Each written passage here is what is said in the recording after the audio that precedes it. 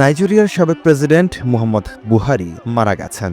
স্থানীয় সময় রোববার ১৩ জুলাই বিকেল ৪টা ৩০ মিনিটে যুক্তরাজ্যের লন্ডনের একটি ক্লিনিকে চিকিৎসাধীন অবস্থায় মৃত্যু হয় তার। মৃত্যুর সময় তার বয়স হয়েছিল ৮২ বছর। দেশটির বর্তমান প্রেসিডেন্ট বোলা টিনুবুর মুখপাত্র এক্সে এক বিবৃতি দিয়ে তথ্য নিশ্চিত করেছেন।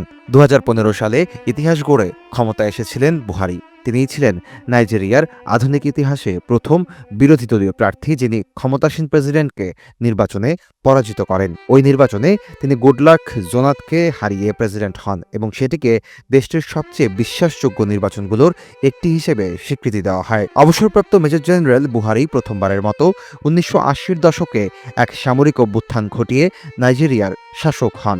পরে তিনি নিজেকে রূপান্তরিত করেন একজন বেসামরিক রাজনীতিক হিসেবে।